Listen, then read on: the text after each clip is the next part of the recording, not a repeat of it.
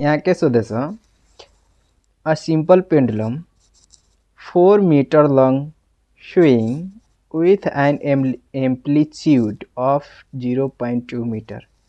यो त हाम्रो क्वेशन भयो। त्यसमा के सोधिदिएछ compute the velocity of pendulum its lowest point। अब हाम्रो क्वेशनमा के सिकायो फर्स्टमा हामी चाहिँ लोएस्ट पोइन्ट कहाँ हुन्छ केलाई भनिरहेछ यो लोएस्ट पोइन्ट मीन पोजिसनलाई भनिरहेछ। लोएस्ट भनेको अर्को के सोधेछ यहाँनिर compute it acceleration at the end point.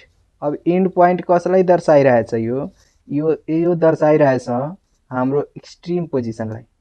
ल अब फर्स्टमा जे दिएछ पहिला हामी लेख्ने सिम्पल पेन्डुलमको यो जुन यति मिटर लङ दिएछ स्विङ एउटा धागोमा बानेछ त धागोको यो लेन्थ दिएछ त सोल्युसन लेन्थ कति दियो यल 4 मिटर एन्ड एम्प्लिट्युड भनेछ त वाइ डिस्टेन्सलाई एम्प्लिट्युड पनि भनिन्छ।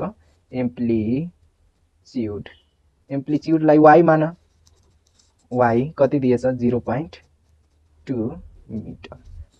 सिम्पल पेन्डुलमको जुन भेलोसिटी छ लोएस्ट पोइन्टमा निकाल्नु छ। लोएस्ट पोइन्ट हेर त कहाँ हामी सिकेको थियौँ लोएस्ट पोइन्ट यहाँ छ मीन पोजिसनलाई दर्शाइरहेछ त यो मीन पोजिसन मतलब यो रुकेको अवस्थामा त्यसको भेलोसिटी कति हुन्छ त मीन पोजिसनमा के थियो भेलोसिटी मैक्सिमम हो ओमेगा आर त ओमेगा आर निकाल्नु भन्दा यसमा त आर के छ र y = 0 हो त आर त हाम्रो भइहाल्छ आर। ल अब मीन पोजिसनमा त आर भइहाल्छ। अब के भयो हाम्रो ओमेगा थाहा छैन त ओमेगाको लागि लङ दिएछ त लङको लागि फर्स्टमा जुन लेन्थ दिएछ त हामी टाइम पिरियड निकाल्न मिल्छ मजाले मिलिहाल्छ त टाइम पिरियड पहिला निकाल्ने we have t = 2 pi root under length by gravity सबैको मान राखिदिने 2 × 3.14 रूट अंडर 4/9.8। अब यति गर्दा कति भयो 2 × 3.14 रूट अंडर 0.14 यति त आयो। अब यसलाई पुरैलाई क्याल्कुलेट गर्दाखेरि 2 × 3.14 रूट अंडर कति आयो 3.97 सेकेन्ड। यो त सेकेन्ड आयो। त्यसपछि अब एउटा टाइम आइहाल्यो त निकाल्नु के छ पहिला अभी ओमेगा त ओमेगा निकाल्नको लागि के गर्नु पर्छ त ओमेगा निकाल्नको लागि ओमेगा एंगुलर भेलोसिटी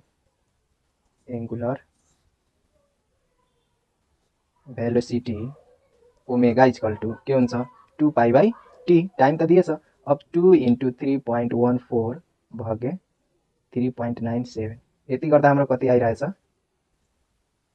ओमेगा कति आउँछ 2 × 3.14 भागे 3.97 1.58 रेडियन पर सेकेन्ड। यो त हाम्रो के को नाप्ने हो रे ओमेगा को। पेन्डुलम मतलब कि लोएस्ट पोइन्ट में भेलोसिटी कति हुन्छ त लोएस्ट पोइन्ट को हेर्ने लोएस्ट पोइन्ट में के भनेछ लोएस्ट पोइन्ट कहाँ छ हाम्रो लोएस्ट पोइन्ट त मीन पोजिसन में हो मीन पोजिसनलाई के भनिरहेछ लोएस्ट पोइन्ट त लोएस्ट पोइन्ट में भेलोसिटी कति भइरहेछ भेलोसिटी कति भइरहेछ रे भेलोसिटी v = मैक्सिमम भेलोसिटी हो त भेलोसिटी मैक्सिमम छ v = ओमेगा आर।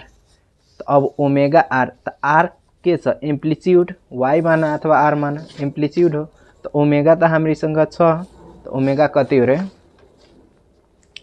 ओमेगा हामीसँग कति छ 1.58 इन्टु अब यसको एम्प्लिट्युड कति रहेछ त एम्प्लिट्युड रहेछ 0.2 अब यसलाई इन्टु गरिदिने 0.316 मिटर पर सेकेन्ड। यो एउटा एन्सर भयो 1 नम्बर को लागि। अब बी नम्बर में के सोधेछ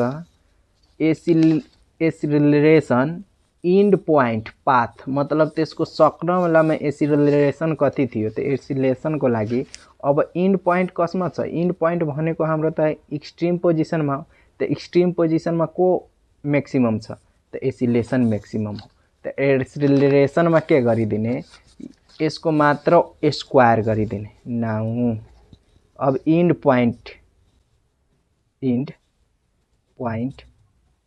it's relation of simple pendulum simple pendulum में एसिलेशन के थियो acceleration minus omega square into r यति थियो। तो अब ओमे माइनस छ तो स्क्वायर गर्दा यो के भइहाल्छ पोजिटिभ। तो अब कति छ 1.58 को होल स्क्वायर इंटू 0.2 तो यो के भयो 1.58 को होल स्क्वायर तो 2.4964 इंटू 0.2 तो कति आयो 0.49 metre per second square. Relation कति आयो हाम्रो रिलेसन नाउ यतिकै एन्सर भयो। तो भ्यालु सीटी भी इक्वल टू कति आयो 0.316 metre per second and a equal to कति आयो 0.49 मीटर पर सेकेंड स्क्वायर यति हाम्रो एन्सर आयो। ल अब यो बुकमा मिलाउने।